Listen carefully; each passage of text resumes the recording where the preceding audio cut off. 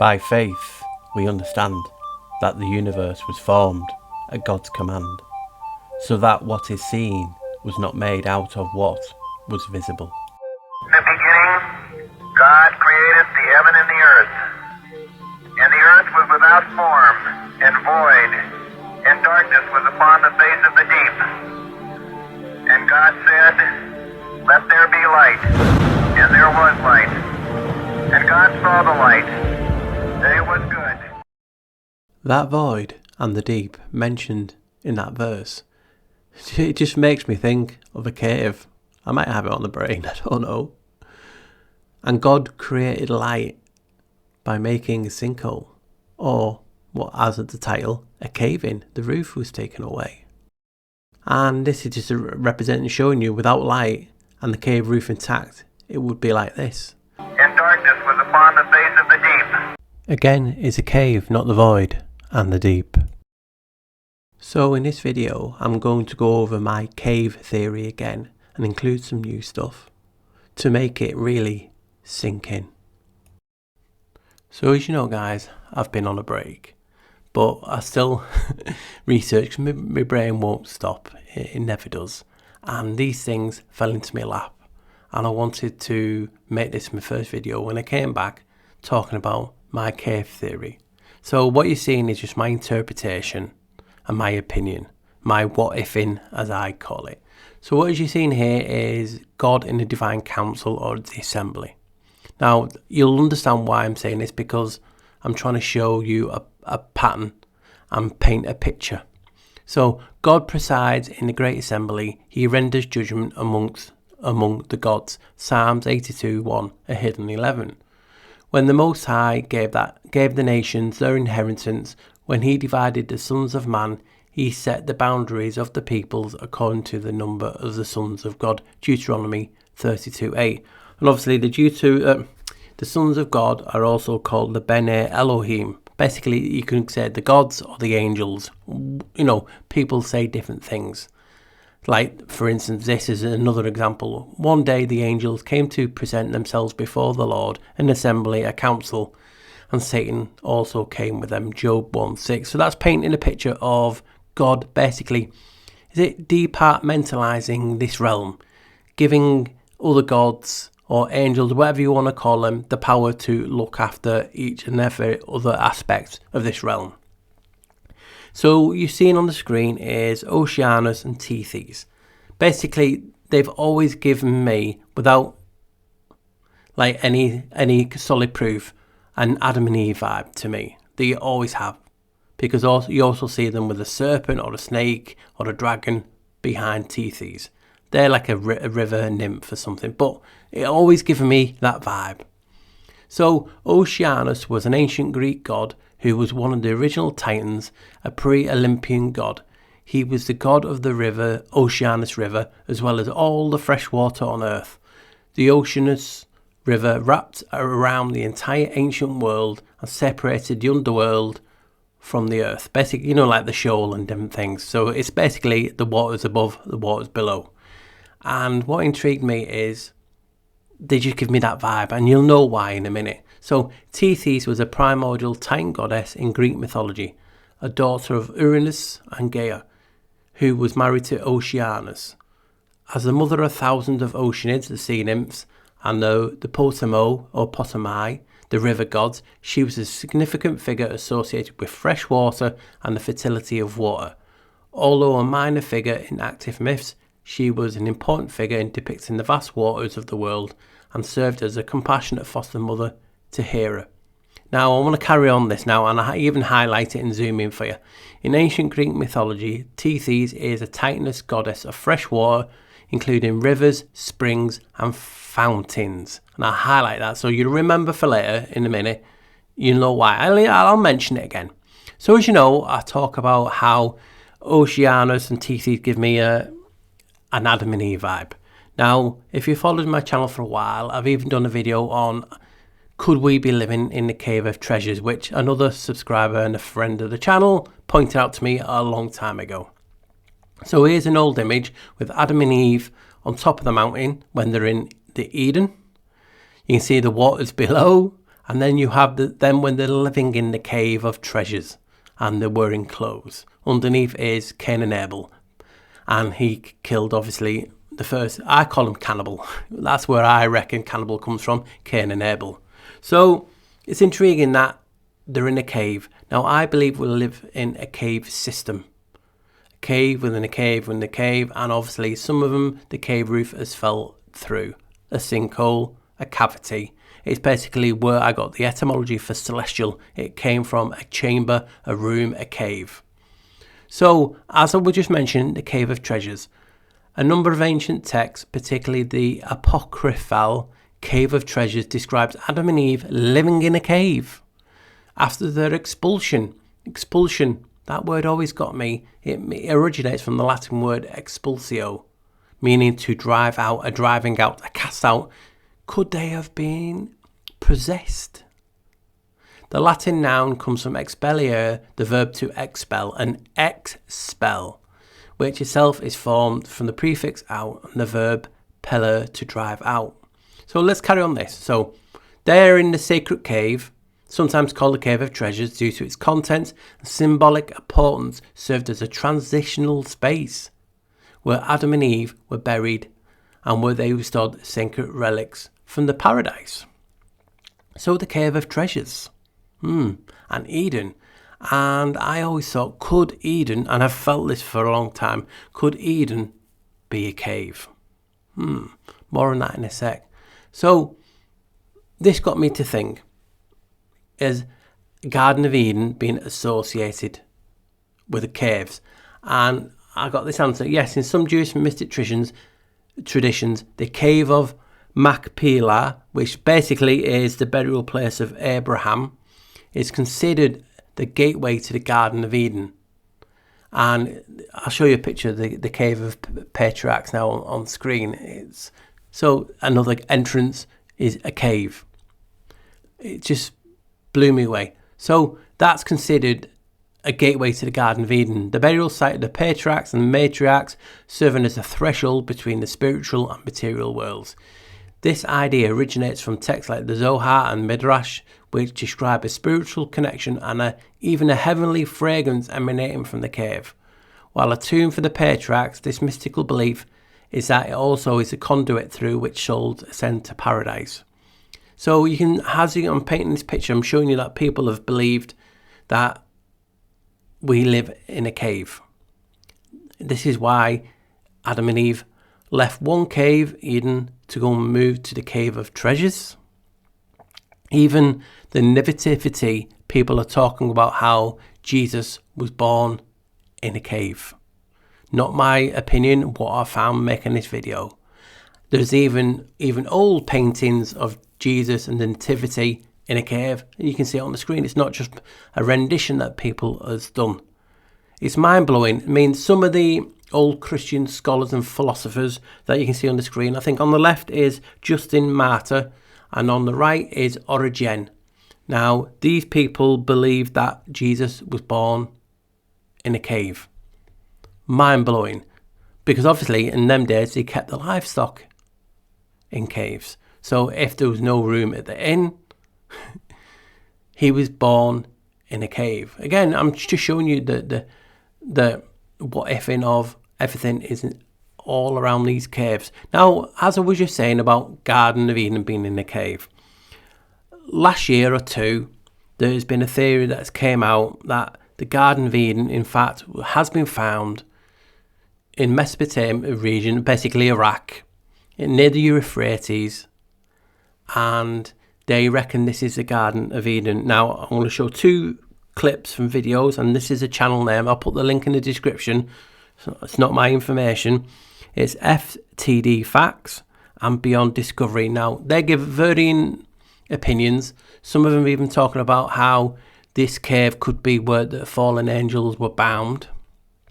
And some of them talk about how it's the Garden of Eden because the authorities have basically gone in, found plant life, writings on the rocks that they've never seen before. And the army shut it down, the government shut it down. No one is allowed in. So that is what drew my attention. So if I'm talking about we're living in a cave, could Garden of Eden actually be in a cave system? They came from one cave, left that and went to the Cave of Treasures. So I'm going to show you them clips now and then see what you think after that. The Euphrates River just revealed a hidden cave, and authorities shut it down quickly after they made an astonishing discovery. Authorities shut down access to the Euphrates River cave due to concerns over public safety and the structural instability of the site. However, the abruptness and secrecy surrounding the closure have fueled speculation that the discovery may have contained sensitive or extraordinary findings. What were these mysterious carvings found hidden in a cave beneath the Euphrates River? Recently, due to receding water levels, largely attributed to climate change and upstream damming, parts of the Euphrates riverbed have dried up, revealing structures and natural formations previously hidden for millennia. One such feature was a cave entrance that emerged unexpectedly, sparking immediate interest from local researchers and global watchers alike.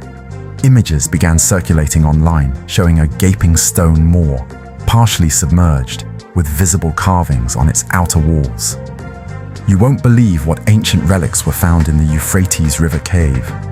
Early expeditions into the cave created by the Euphrates River reported an array of astonishing findings: pottery shards, crude metal tools, and most notably, inscriptions that do not match any known Mesopotamian writing systems. Some suggest it could belong to a pre-Sumerian or fringe culture. More speculative sources claim symbols within the cave seem more ritualistic than functional, hinting at a possible religious or burial purpose.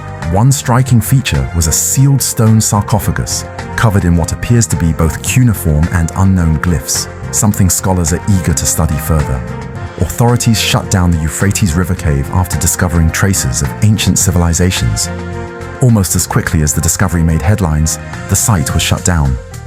Local authorities, backed by national security forces in Iraq, cordoned off the area, citing public safety and structural instability. However, skeptics are raising eyebrows. Why such a fast and decisive lockdown? Independent researchers and journalists have been denied access, and drone footage over the cave has been restricted. This has led to widespread online debate. Is this about preserving history or concealing something potentially disruptive? The Euphrates River cave might be linked to giants, Nephilim, and end times prophecies from the Bible. One theory ties the sealed Euphrates River cave to the biblical 4 angels bound at the great river Euphrates from the book of Revelation. Some online voices claim the cave may have housed giant skeletons or entities that connect to the myth of the Nephilim, giant beings referenced in both the Bible and the book of Enoch. According to the book of Genesis, Eden was not just a place of spiritual peace, but a real physical garden sustained by 4 rivers: the Tigris, the Euphrates, the Pishon, and the Gihon. We know the Tigris and Euphrates still flow today in modern Iraq, but the locations of the Pishon and Gihon, they've been lost to history. But what if a shocking archaeological discovery in northern Iraq might just bring us closer to understanding the exact location of this paradise? Could the Garden of Eden truly exist beneath the Earth's surface, waiting to be uncovered? That's right. This long-debated paradise, which for centuries has been dismissed as either myth or metaphor, may not just be a biblical story after all. Archaeologists have uncovered a mysterious cave system near the Tigris and Euphrates rivers, raising the possibility that the Garden of Eden wasn't just a theological idea, but an actual place, hidden from us for millennia. For centuries, explorers and theologians have tried to locate Eden, following these rivers in an attempt to find the paradise that was lost. Now, with this recent discovery in Iraq, everything could change. Could this cave system near the Tigris and Euphrates hold the key to unlocking the mystery of Eden? Could we finally be on the verge of finding humanity's first home? The excitement surrounding the discovery is palpable, but so is the skepticism. Some argue that this is just another in a long line of false leads, that no matter how intriguing the find may be, we'll never truly locate Eden. But others believe that this could be the breakthrough we've been waiting for, a clue that brings us one step closer to finding the real Eden. Deep within these caves, the team discovered something extraordinary: plants that have evolved in total isolation, cut off from the outside world for thousands of years. These plants are like nothing modern science has ever documented. Some glow faintly in the dim light of the cave, others release strange scents, and all of them seem almost alien, as though they belong to a world forgotten by time. How could a place so strange, so isolated, exist without being noticed until now? But the plant life is just the beginning of this shocking discovery. Archaeologists also found ancient artifacts scattered throughout the cave system, objects that hint at a long-lost civilization with deep spiritual ties to this site. Inscriptions carved into the walls, still being deciphered, speak of a forbidden place and reference themes that eerily echo the story of Eden, divine knowledge, paradise lost, and warnings about the consequences of disobedience. Are these carvings the remnants of an ancient culture that knew of Eden's existence? Or could they point to something far more ominous, a forgotten civilization that may have lived at the very threshold of paradise? So, how can you not be intrigued and excited about what I just showed you? Now, you can have various opinions on what it actually is. It doesn't have to be the Garden of Eden, but people are theorising it. So they're starting to think along the same lines as what I've made all this video series, you know, the Caveman series, to show you that what if Garden of Eden was actually underground in a chamber, and that's why no one has found it, because it's below. I'm going to progress this in a minute, but I have one last clip in this basically section to show you, and just look what the locals call these sinkholes. Now, this blew my mind, so I'm progressing this idea of, could Eden be in a cave?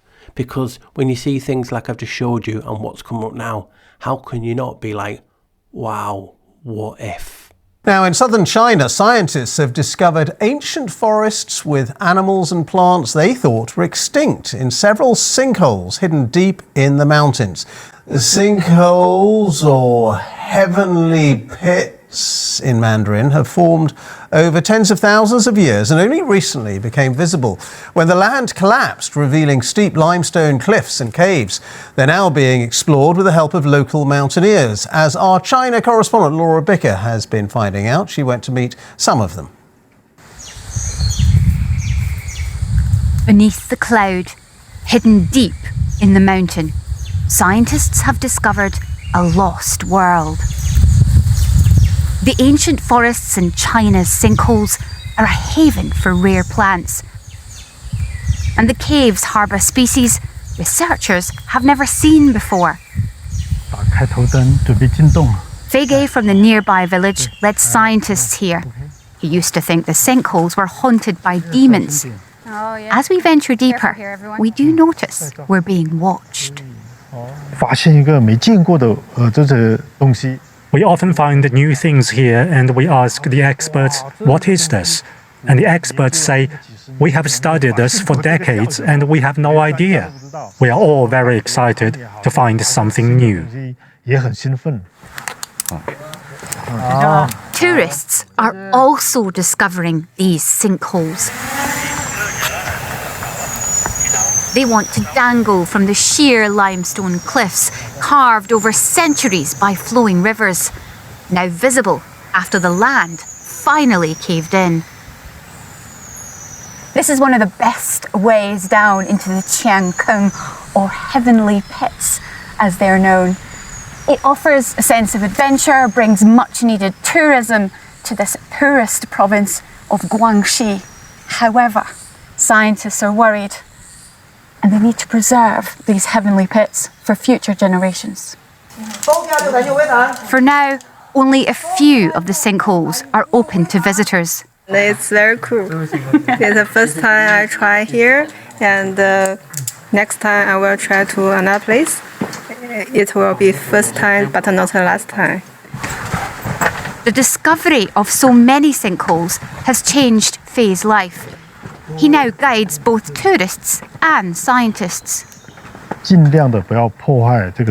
We should try not to damage the sinkholes and preserve the ecosystems around the caves. We should limit traces left by human activities as much as we can. Researchers hope these unique ecosystems hold clues about how our planet has changed and how rare species can be preserved. Now it's about finding a balance between badly needed research and badly needed revenue. So hopefully those clips has painted a picture about caves, chambers, hidden world. You know, there's been talk for centuries, millennia, about Hollow Earth. But I like to look at it as a cave within a cave within a cave. All these chambers, and some of the roofs have fell in to show, like sinkholes, these paradises. So hopefully that's coming across. So when we're talking about paradises and different things like this, being under the ground, I couldn't help but mention Agartha. Now, could Eden be Agartha? Agartha is a legendary advanced underground civilization said to inhabit a hidden kingdom deep within the earth, often associated with the Hollow Earth theory and located beneath Central Asia or the Himalayas. Believed to have once thrived on the surface, it supposedly retreated underground due to the surface world's violence and will emerge again when humanity achieves peace and spiritual balance. The concept was popularized by occultists in the 19th century. Alexander St. Yves Deladre or something like that, who described it as a vast realm with tunnels connecting the world, ruled by a king of the world who secretly influences surface affairs. So all this talk, you saw many channels talking about, oh well, the UK is connected to Turkey with underground tunnels. They go everywhere. So if this is the case, these are just showing, they're just talking about this hidden world, this Hollow Earth, but I like to call it a cave, my cave theory. Hence why the term the popular, you know, the word caveman, because we come from a cave. So you know, I like etymology. So I wanted to look at the etymology of Agartha, and the exact etymology is uncertain, with one theory suggesting it's basically derivation of the Norse mythical location Asgard, with the additional A likely added to give it a Sanskrit feel due to its fit with the initial setting in India and the Himalayas. But this is where the other one got me. Another interpretation suggests a connection to the Arabic word gar, meaning cave. We just talked about caves. And although, yes, a hollow earth would be like a giant cave, this is what I'm trying to get at. We live in a cave. So the Agartha, they say, is from Gar, meaning cave, or the name of a place in Hindu and Buddhist myths, though the term was largely popularised in Western occultism through the work of who we just mentioned. Now, what got me is, let's have a look at the Agartha ourselves. So if you go off what they say, meaning Gar means cave, so Agar, so a cave, and it leaves Ha, H-A. So, as you know, I'm not saying this is true, I'm just looking for things that connect. Doesn't mean it is that, but they seem to connect. So, Ha is an Egyptian god, and he was a god of the western desert and the fertile oasis of the western desert of Egypt. A fertile oasis, a cave of the god Ha. Now, here we go. He was associated with the Duat, the underworld, the netherworld, and is pictured as a man wearing a hieroglyph symbol for desert hills on his head. So come on, guys. So in the word Agartha, you could then split it up. A cave, the underworld of the Duat of Ha. You know what I mean? I'm not saying Ha is the Duat, it's not, but he's associated with it. And I found that fascinating just from Agartha. Surely you can see why I'm excited. So I wanted to ask the AI and things like this, just because I sometimes like to see what they say. And they say, no, the Garden of Eden is not Agartha. Though some later interpretations and theories, particularly within the Hollow Earth mythos, have conflated the two of them, seen as related concepts. Agartha is a legendary subterranean kingdom at the Earth's core, while the Garden of Eden is a biblical paradise. However, the story in The Smoky God, a book that describes Jansen's journey to the centre's interior, identifies the underground world he visited as the original Garden of Eden, and other writers later associated this place with Agartha. So come on guys, you can just see people are talking about Kudagartha, and Shambhala is another part of it, with Eden being in a cave. So as we were saying, Adam and Eve left this cave, this sinkhole of paradise, just like those images and clips that you saw, then went to the cave of treasures, to another cave through the tunnels. I just find that fascinating, and hopefully you can see why it's got me excited. So I wanted to look at Eden as etymology, and you know, it's just basically paradise, God's place where the first humans were created according to biblical records.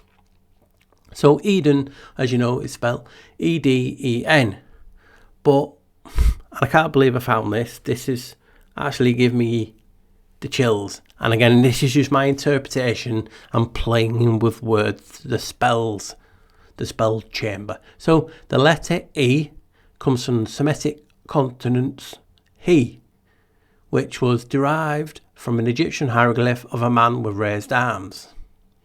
Though the Semitic character itself may have originated from a pictograph of a window or a fence, the sound of the letter changed from an H to a vowel sound, and it was adopted by the Phoenicians as the letter he. The Greeks adapted this to the alphabet as the letter epsilon E, giving it a current vowel sound, and this was passed to the Romans and then to the modern Latin alphabet. So just try this at home first before you comment or say anything. So Eden, change the E to a he. Hedon. Does that not sound like hidden? Come on. All these channels and people like to do these words that sound like things and go, look at this, you know, that type of talk. But if the letter E was a he, hidden, that is too close for me. And we'll be talking about Eden being in a cave and Eden being hidden. That makes sense. Right guys, so what I'm going to show you again is just my interpretation of what I've researched, and it's a mind blower if correct. Honestly, when I say it's a huge wow, and all this seems to tie in, you'll go, what the literal F. So as you can see, you got Noah on the screen. Now, Noah's flood, the Great Flood, is a significant part of history. Nearly enough all cultures around this realm talk about a great catastrophe, water flooding, wiping the planet. Now, I'm talking about us being in a cave within a cave, so all this water, it would be significant in a cave. So I want to look at this verse and just talk you through it on how I see it. So I put two different interpretations on because you get different translations, don't you? They're near enough the same, but some of the wording is different. So, in the 600th year of Noah's life, in the second month, the 17th day of the month, the same day were all the fountains of the great deep broken up, and the windows of heaven were opened. Genesis 7:11. So it's basically verse 11. You know this 11 that it's not connected to nothing. Again, let's read the other side. In the 600th year of Noah's life, on the 17th day of the second month, on that day all the springs of the great deep burst forth, and the floodgates of the heavens were open. So we're talking about fountains. Do you remember who is the God of fountains? When I said to you, this reminds me of Adam and Eve, it was Oceanus and Tethys, and she's a god of fountains. So we're talking about, remember, the departmentalizing. So this god may have been used in this kind of scenario. Right. So the second month, if I'm, and I am wrong quite a lot, but again, it's just opinion. I have seen in ancient times the second month of the year was April. Now, April in Latin is Aprilis. Do you want me to blow your mind? So we just talked about the great deep broken up, the windows of the heavens were open, the floodgates, the waters come through. Aprilis is Latin for April. It means to open. Wow. So the name means to open. We're talking about the floodgates, the windows being opened. That cannot be a coincidence. And also, April, I believe, is named after Aphrodite. So we've got the 17th of April. So let's go back to the image of Oceanus and Tethys. What day do you think, after hearing me this, it's not going to be hard, is a festival to Oceanus and Tethys? I'll stand there, take the plaudits. As you can see, April the 15th to the 17th. So, in the 600th year of Noah's life, on the 17th day of the second month, which is April, to open, you have a feast day, or what is known as Feast of the Seas. It's honouring a god and goddess of Olokun and Yamara, Yorubu or Santeri, and Oceanus and Tethys, all Greek. But people will tell you that's a coincidence. So the floodgates were opened on the 17th day of the second month. It means to open. And then people are sure you were connected to this somehow. Festival is on the 15th to the 17th. That absolutely just shocked me. I got the chills. I got the surge down my spine. Just wow. So you have that connection with that day, April the 17th, the heavens, the floodgates opening, and there's a ritual to Oceanus and Tethys in that month. That's just wow. So in this section, I just want to share and talk about ancient cosmology, how we live in the firmament. I've done a few videos on that because to me, when you look at these things, it's just representing you are in a cave, you are in a chamber. So I want to go over a few things and hopefully a few more wows, just to paint a picture and you say, yeah, I can see your point. I might not agree, but or you might say, yeah, I do agree. But you respect like the research that I've put in to show you this, basically a micro macro type of thing. So as you can see, this is just a normal heaven, the dwelling place of God. The firmament pictures that you find on the internet showing you the Sheol, the pillars of the earth, the pillars of the sky, all held up by rock. So when you start then going into other cosmologies, and you can see them on the left, you'd have seen these for many, many years. It's talking about an enclosed system. On the right is, could we be in a tabernacle? And there is a great mountain. It just looks like a cave formation. So these things intrigue me. You've also got that we live in God's footstool. So these things intrigue me. So I just want to share and talk about these things for a few minutes. And let's see if it resonates with you. So we'll go on to another image. And you can see the foundations of the earth. These rock pillars. The waters above and the floodgates. It's showing you that these are rock, these are hard, these are firm. So if we're in an enclosed system like a lot of people believe in, and the firmament is made of rock, what does that not basically describe? We're in a huge cave and chamber. Remember, celestial broken down to basically a chamber, a room, a cave, a cellar.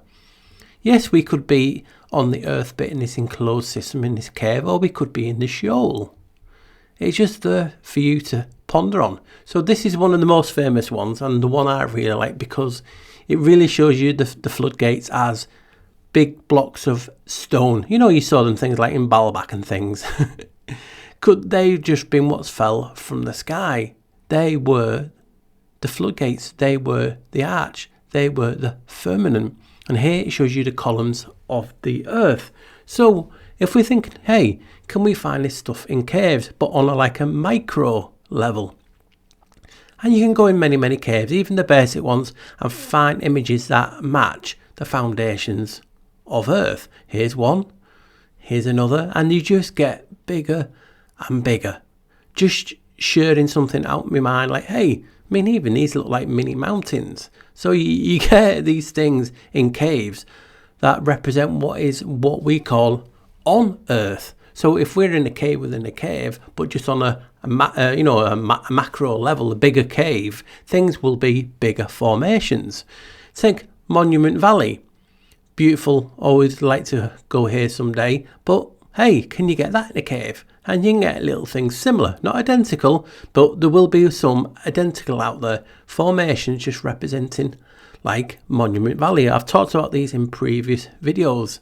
It just likes an eerie Monument Valley scene like this on screen. But when we start to look at things appear in caves, that appear on the bigger cave, the earth, you've all seen these, I'm sure. If not, they're basically huge stone balls found all around this realm, from Europe to Costa Rica and so on. Originally I thought, could they be ballast stones? You know what, they weigh down a ship to make it float better. Could these have been remnants of people in arks, huge arks, basically using these as ballast? But as of more and more getting into this cave theory, and here's another image of a huge stone ball found on Earth, and science will say, oh, they're just natural formations. What if these could be found in a cave on a smaller level? So what could they be in caves? Now I came across these, and they're in various colours depending on the cave. They're called cave pearls. Now, come on. There is no difference between that and what you just saw, just the size. So if you're in a normal small cave, these are what's known as cave pearls. That blew my mind, because this is the things I see and go, hey, they do look like that. It's not it for a fact, but they do look like that. And other channels and other people go through different topics and say, hey, that looks like that, so it must be that. I'm just saying, hey, food for thought. Could these huge balls be cave pearls? And here's some more images. I think this is in California. All these circular stone balls found on beaches. Hey, these are cave pearls found in a cave. What's the difference? Just the size. So if this can happen in a normal smallish cave, if we were in a bigger cave, these formations would be bigger. Just look. What is the difference? There isn't any. That's what blew my mind. So you guys know I love to go what if on a lot of my videos and show you, hey, doesn't this look like that? Like we were just talking about in the last section. So it got me curious. So when we see images like we see on the screen now of the foundations of the earth, the Sheol, the foundations of the heaven, two basically mountains either side, keeping up the firmament. It's basically describing a cave, like I keep getting at, and we could be in any one of the levels. If it's done, it might have even fell through to the Sheol. I don't know. I'm just what ifing and theorising on these. So, like I said, it got me curious. Is there huge mountains on this earth? We know of Everest, and then isn't the bigger mountain in the oceans, which is bigger than Everest? But I wanted to go deeper. Now, when we use science, people will go, oh, it's only science, they're lying and different things. But sometimes they're trying to get an agenda. They're trying to tell you something that's hidden in plain sight. A lot of people, a lot of channels still use science as a direction. Hey, this is what science says, but this is what I reckon. Or this science says this. So they use it in their own advantage and disadvantage when they want. So it got me. Hey, have we got huge mountains or foundations under the ground? And I was shocked. Here you go. This is just taken from a news article. Secret mountains. Scientists discovered 2 giant peaks, 100 plus times taller than Mount Everest, but they sit deep beneath the Earth's surface. And I know some people out there are ready to type like this. And they go, oh, well, the Cola bore but the Cola bore drill only went 7.2, 7.8 miles down. How did they know? Well, you know what? That's science again. They use seismographs and different types of scans. You can believe it or not, but what the message they're trying to portray is what took me. They're saying 2 mountains. So could these be the foundations that I'm talking about? And these mountains are 620 miles high.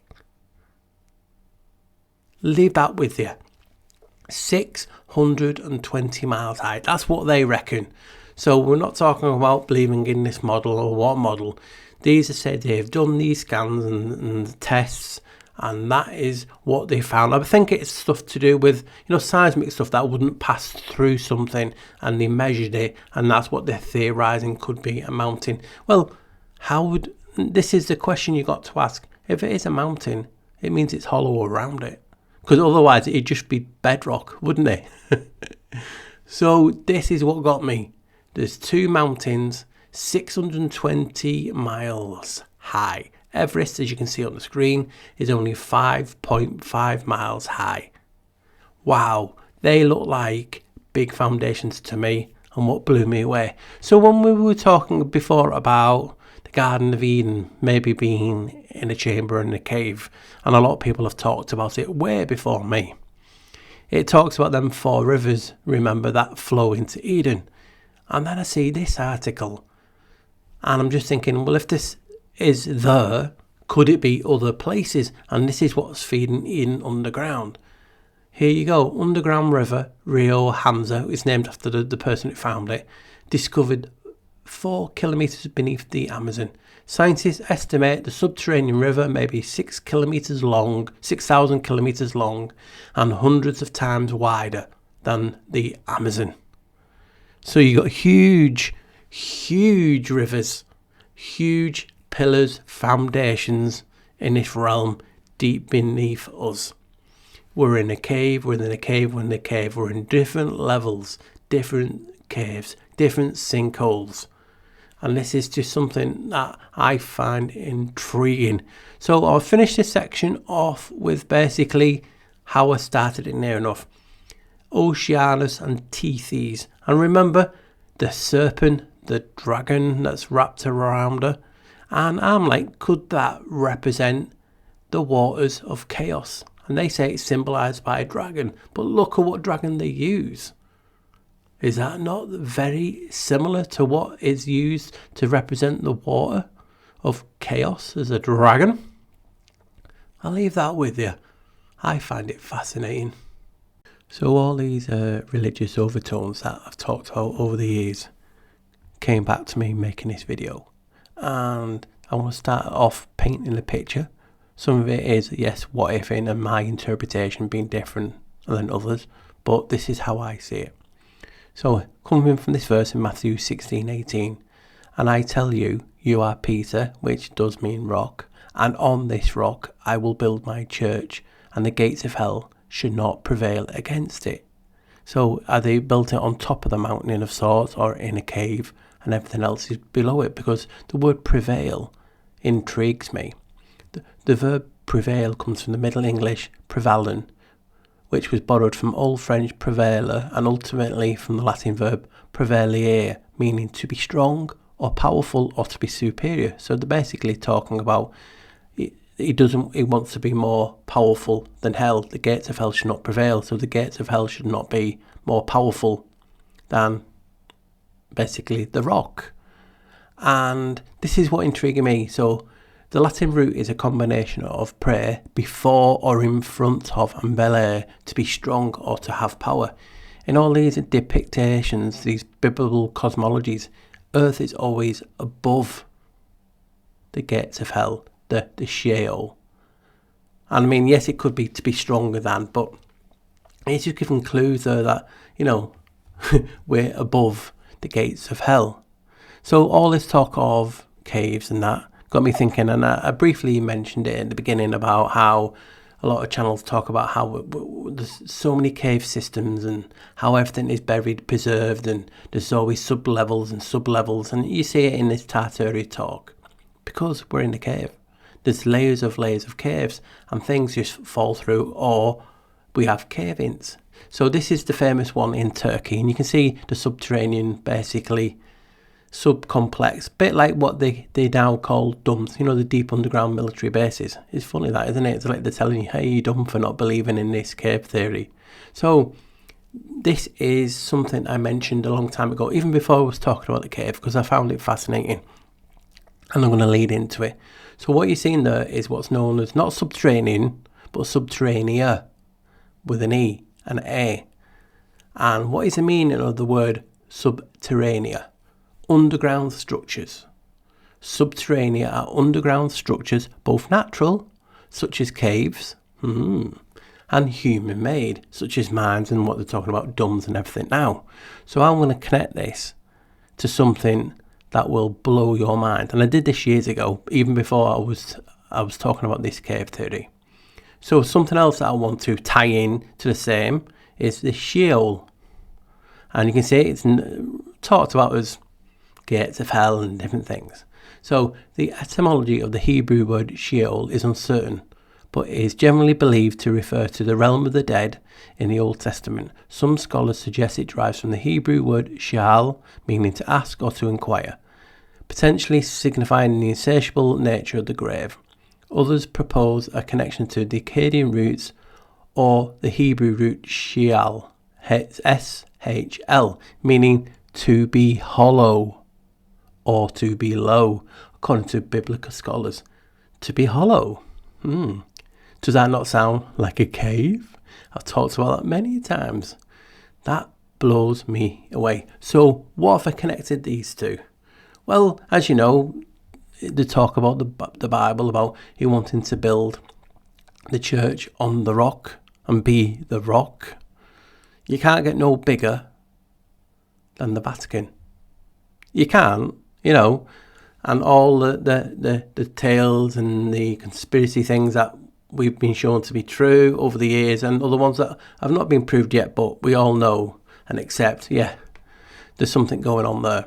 So what got me is the Vatican even has caves, but they call them grottos.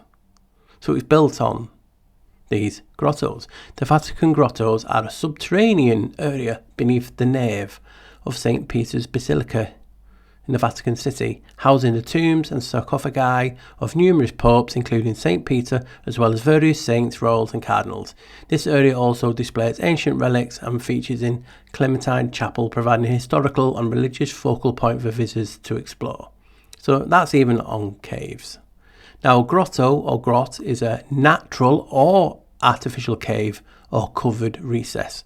Naturally occurring grottos are often small caves near water that are usually flooded or often flooded at high tide. Sometimes artificial grottos are used as garden features. So that's building up this. So these grottos would normally be the location of natural springs. Who's the god of springs again? And were believed to have a unique connection to the divine. With the Christianization of the Roman Empire, most pagan temples that were built in grottos, caves, were covered or converted into Christian churches. So it's all on caves. So this is what got me ages ago, and I've done done videos on them and I'm showing you, but people won't remember. I nearly forgot, and I'm making this video. So we've mentioned subterranea, and that you can see it was above, and I've mentioned the Sheol, and you can see that I can connect those two words to the Vatican. What would you say to that?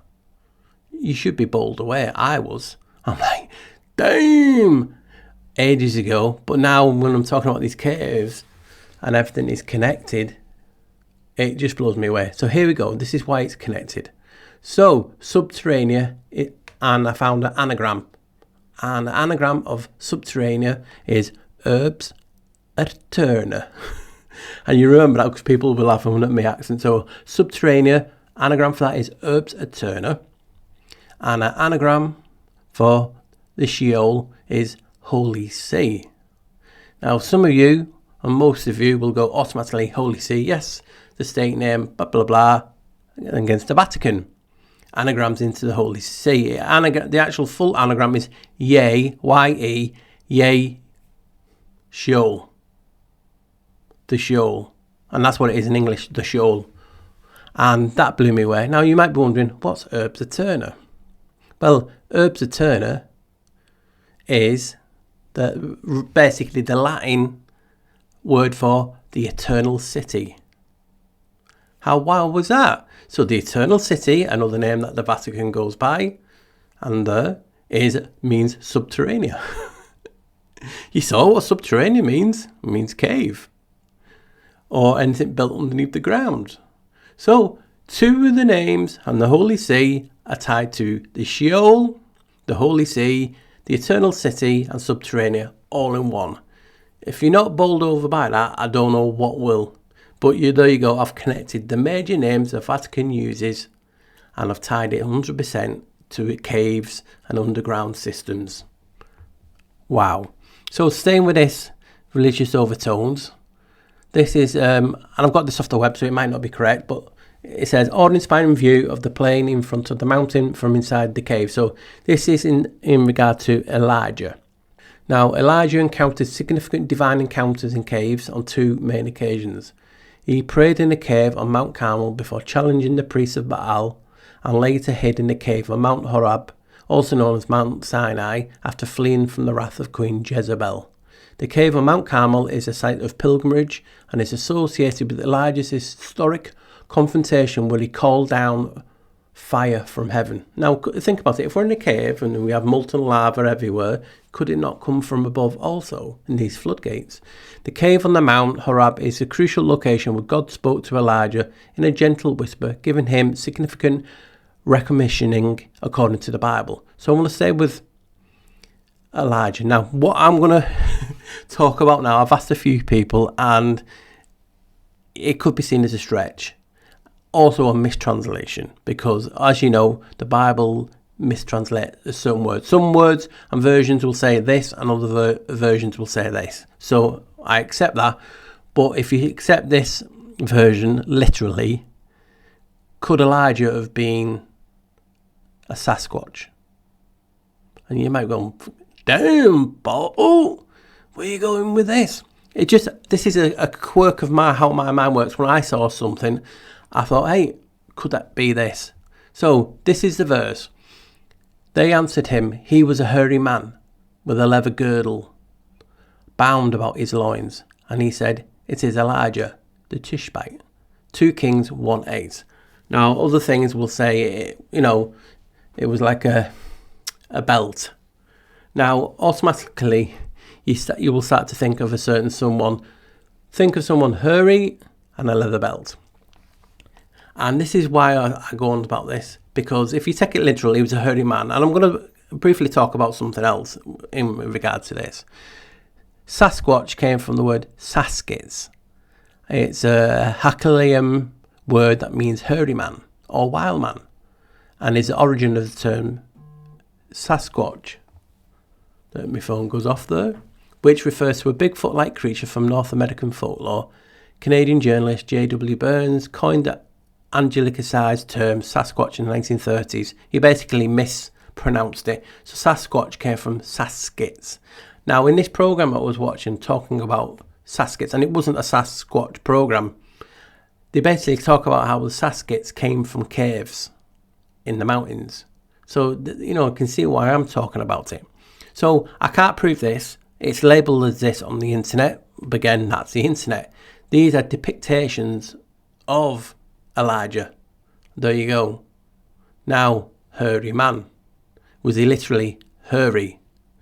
Was he like them carnival show things, the hairy men? Was he like that? Or could he have been a Saskit, a Sasquatch?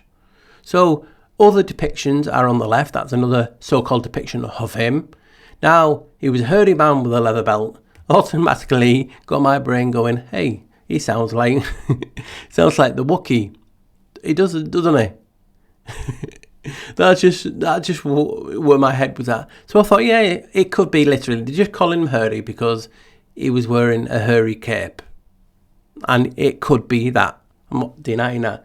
But how they state it, you wouldn't go would you go too much about, oh, he's wearing a hairy cape are normal at the time, oh, God, the guy's hairy. It seems too profound, like they're emphasising on it. He was a hairy man. So was he a Sasquatch, a Saskits? You know, I'll put an image of a Saskits, which is a Sasquatch, which is a Bigfoot. Was he a Bigfoot? Now you might be thinking, come on, Paul, that's taking it too far, but I'm just literally taking off it. Now, as you know, Sasquatches, and this is just off the internet, they say are not a proven species. I do believe in them, but, you know, I'm not triggered when people say they don't. Now, they say reported encounters and fictional portrayals often depict them as super fast, with estimates suggesting top speed of 30 to 40 miles an hour, sometimes a little bit faster.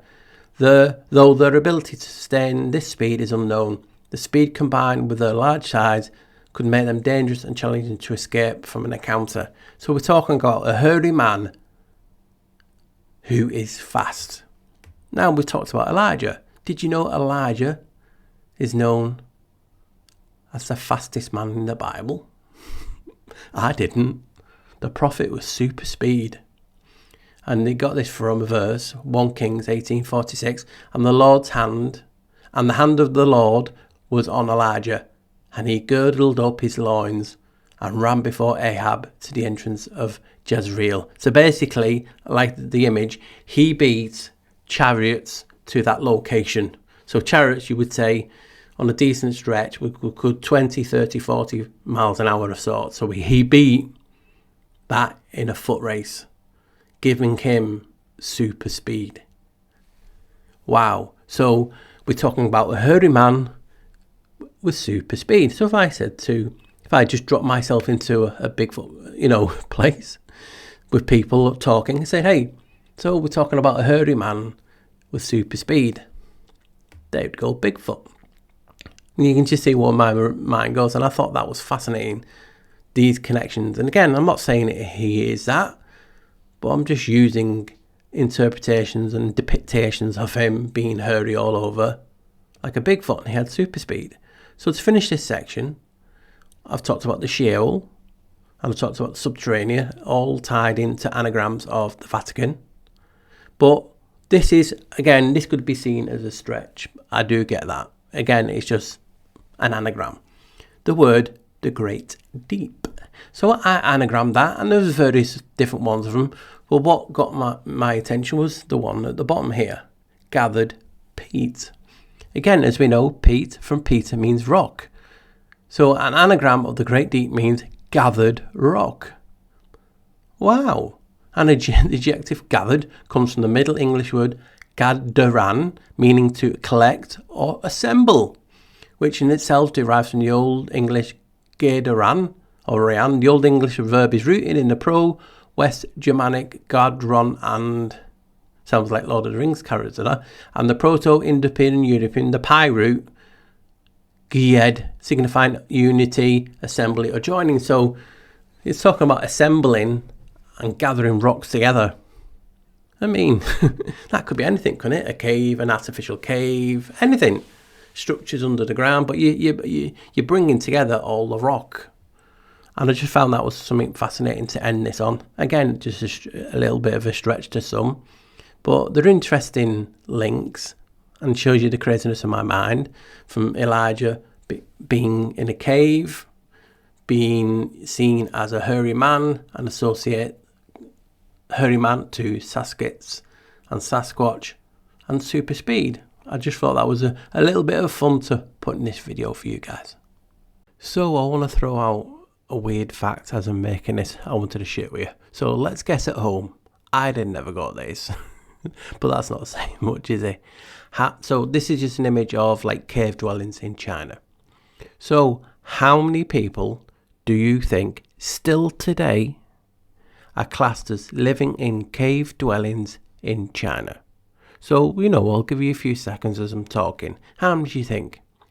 1,000, 5,000, 10,000, 11,000, 100,000? What do you think is the number? They say, if you can search in engineer, it'll give you this exact figure. How many do you think?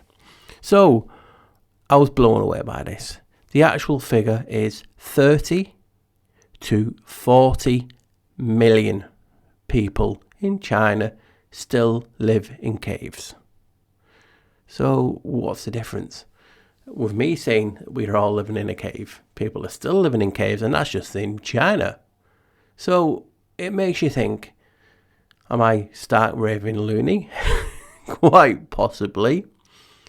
I'm just taking over an old theory that's been going on for centuries, the hollow earth theory of us being in a cave. And each cave, it falls through or we extend and it just keeps getting bigger. It's just a thought, it's just an idea. You could even call them portals when you go through, whatever you want to call them. Like the ancient Nords, how they went to different realms.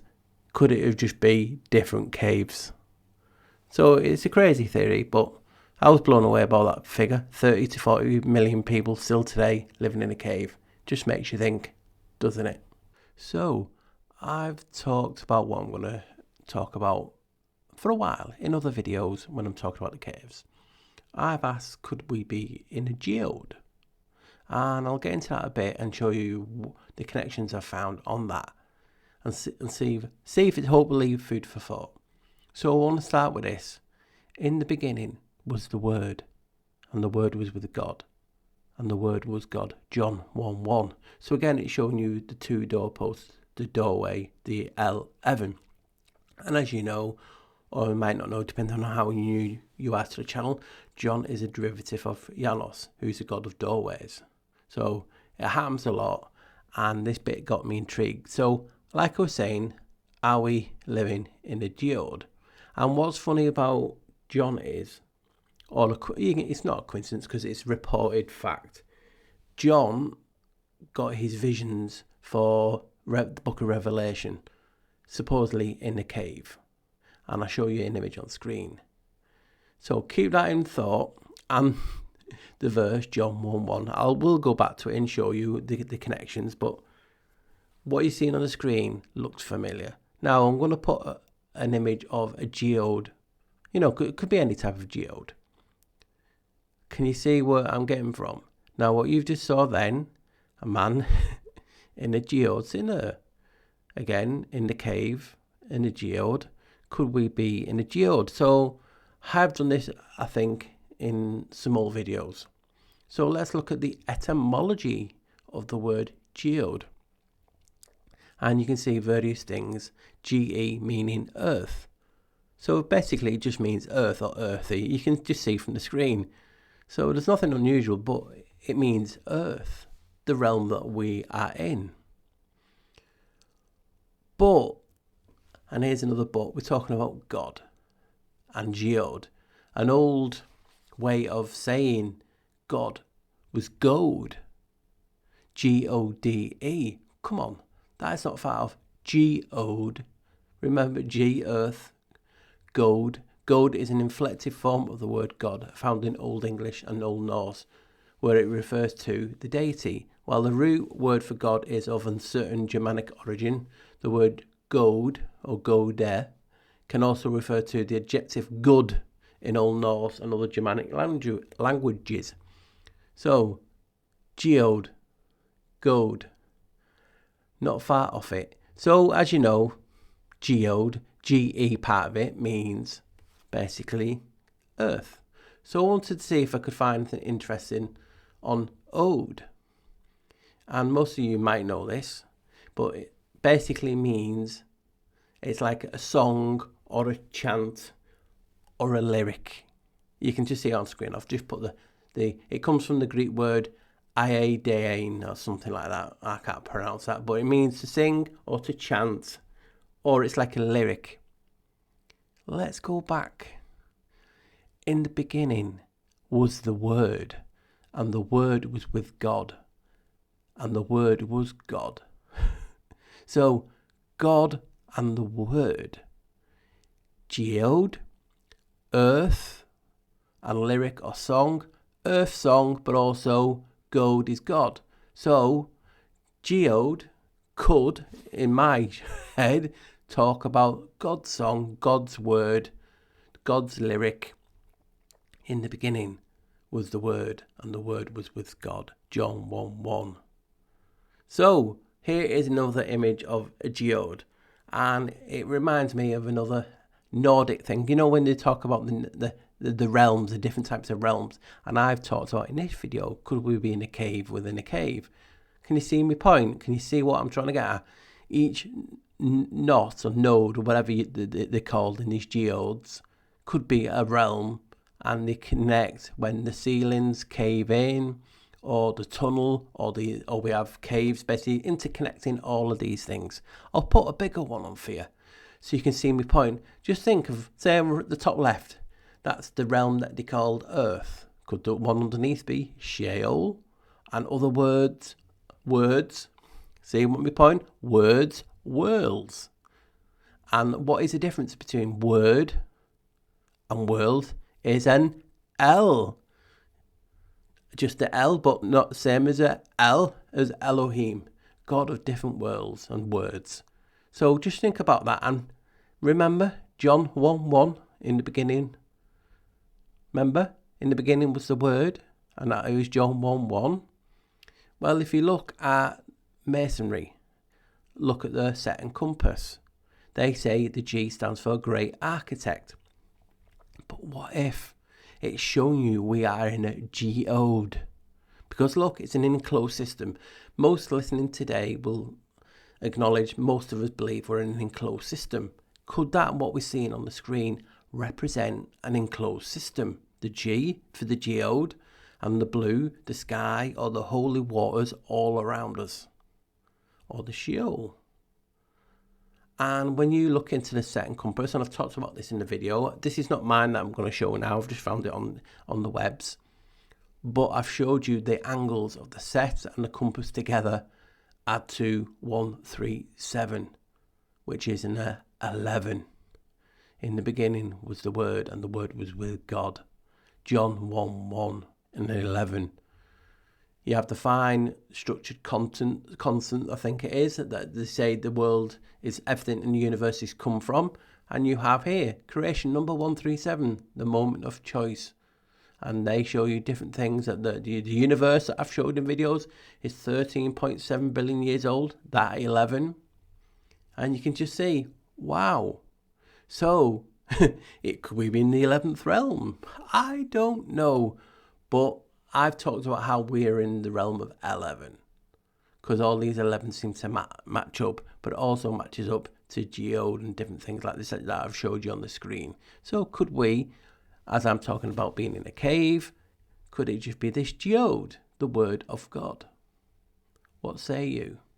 So you just saw my weird connection with Freemasonry and the geode and God. I thought it was cool. It intrigues me. It makes me want to look at things a little bit differently. And if I didn't have done that, I would have never found what I'm just going to show you now. So it goes in hand how my brain works.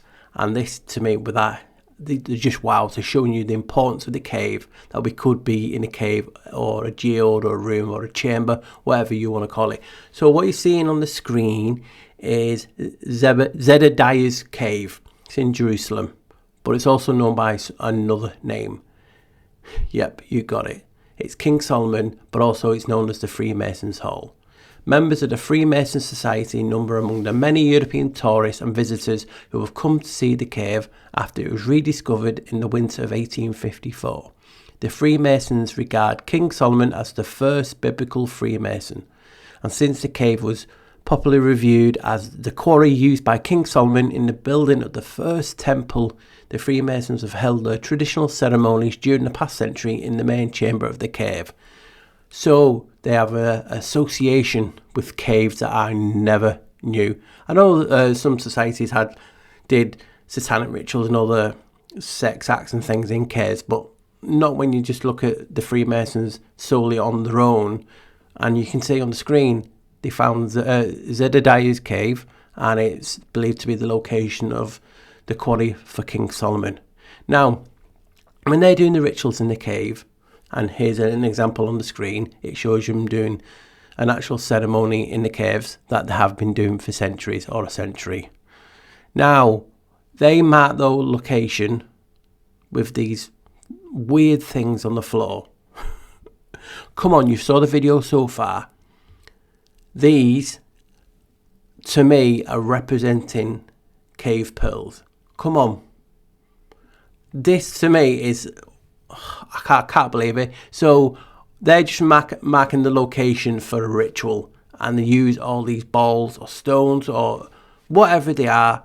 To me, they are just showing you cave pearls. That absolutely blew my mind.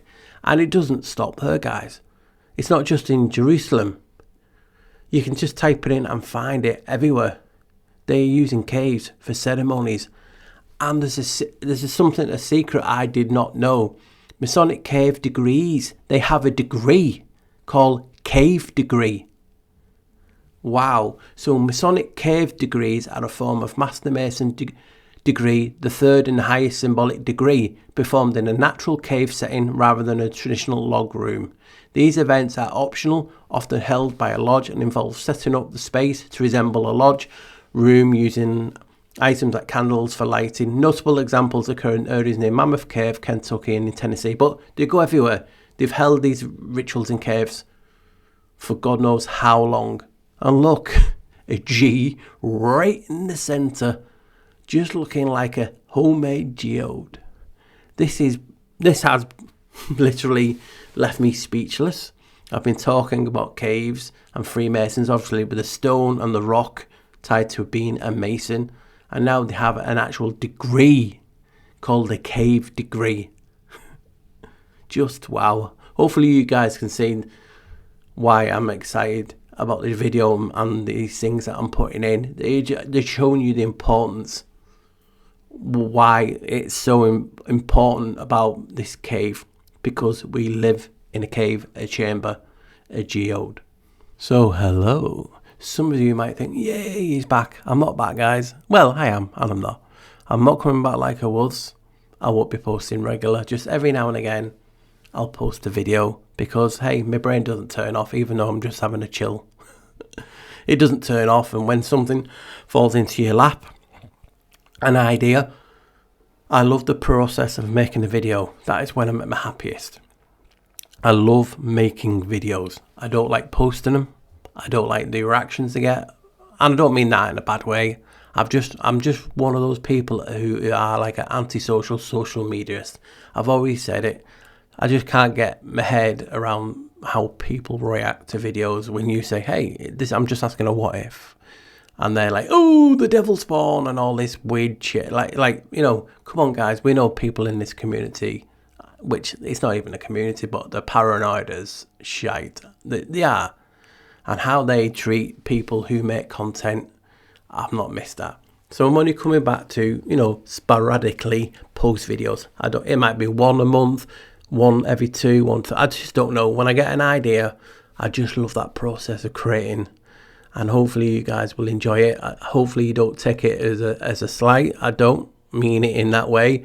I just want to look after myself. I want to bring the smiles and happiness back, because I was getting too involved.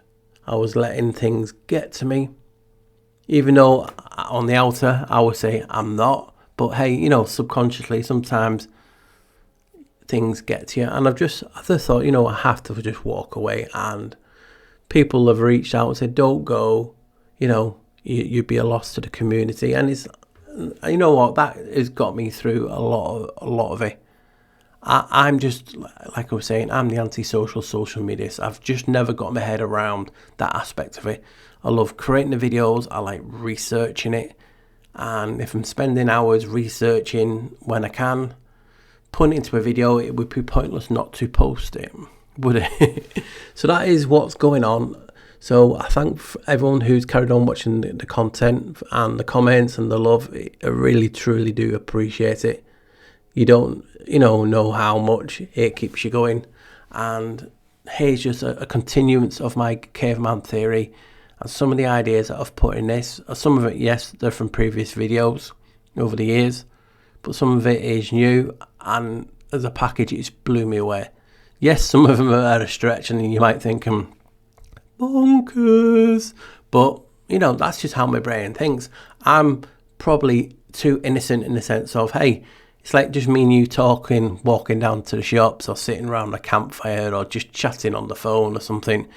And you go, hey, blah, blah, blah. And I go, hey, well, what if this? And that's just how I work. And I'm not going to change for anyone. If you don't like it, I don't give a fuck. It is as simple as that. You know, I'm here to do what I love doing. And if you take offence to that, that's your problem. And again, that's something else that I was trying not to do. I was trying to accommodate everyone. And in trying to accommodate everyone, you're forgetting the important process of it is you. You can't help other people. You can't come out with these things and not be looking after yourself. I was giving that away. And now I'm getting more time to just do nothing. And I'm enjoying it, being more time with the family, which I've loved. And that's what I'm not going to give. I'm just going to stay doing what I'm doing because, you know, I'm not doing this for the money. It'd be great if it was full time, but then again, that would be more pressure on me. And for anyone that's listening, I'm not going anywhere, but I'm just not posting like I was. I won't be doing a video every week or doing lives. I'm walking away for now to all that.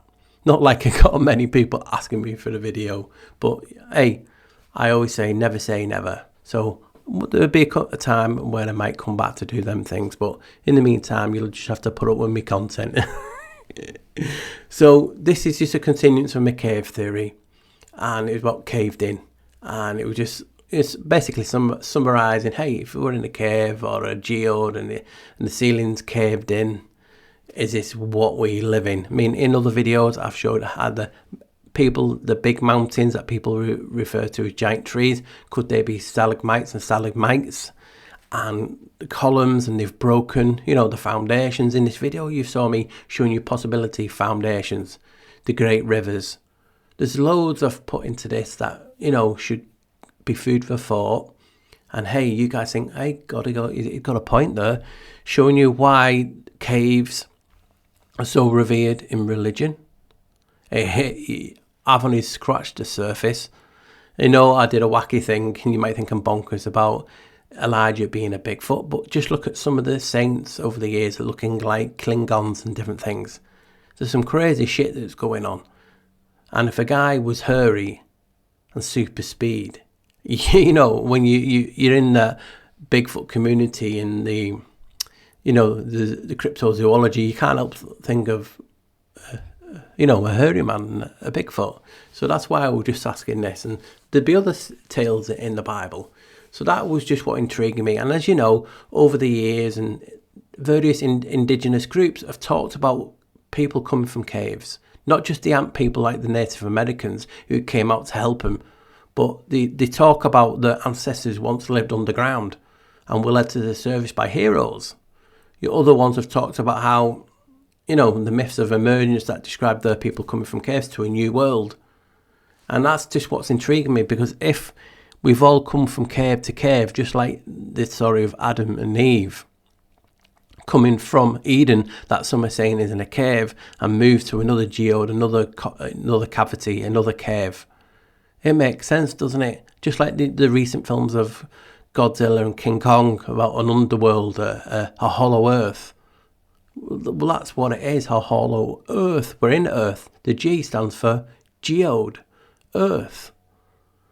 And seeing all the links to gold and things like that, it just blew me away. And the Freemasons having a special cave degree, it's mind-blowing when you start, just leave all the pre-thoughts and you know, what you thinking of over the years and being bullied into thinking something because you didn't want to, you know, be left out. We've all been there. And I'm just taking a step back and saying, hey, you know, that rings a bell. It sounds like we're in a cave. You know, when they're shooting rockets to the firmament and the moon rang like a bell. Well, we're hollow, we're in a chamber.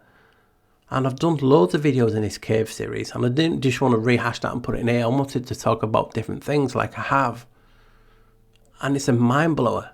It really is a mind blower that we could, because flat earth, concave, convex, dome, or whatever you want, toroidal, anything you want can all create an earth. Because that's what people do. They message me and go, hey Paul, check that out. Well, okay, I will. but go and message them and tell them to check my channel out, because we're all here saying, hey, and it's always seemed the case. I'm getting told to check this out when you going to tell them to check me out? You know, see you in the chats and things like that. We're all here together, and that's the beauty of this cave theory. I broke down the word celestial to show that we're in a cave, we're in a chamber, we're in a cellar, we're in a room, and then you can interpret that anything you want. You have the cave of treasures, you have Plato's cave. You go on, links to the underworld, a transitional space.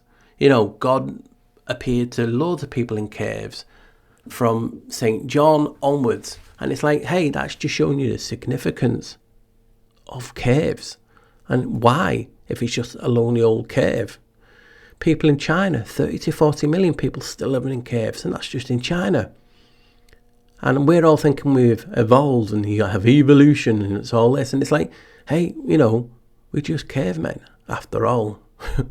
And that would be the ironic nature of it, wouldn't it?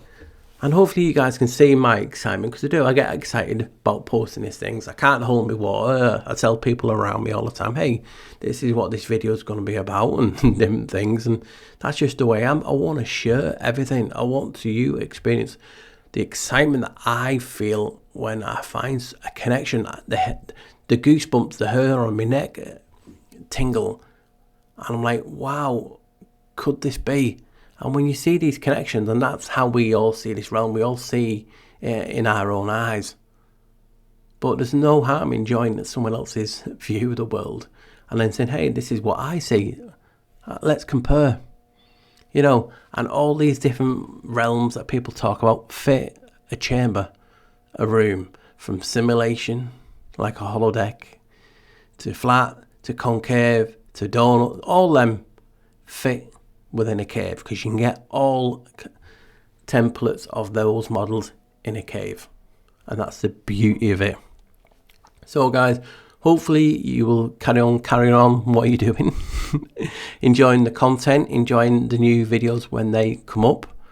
Not to be rude, but I won't be doing any shows or anything. I've just enjoyed being myself, and again, I'm not what you call a sociable person. I'm just a hermit in a cave.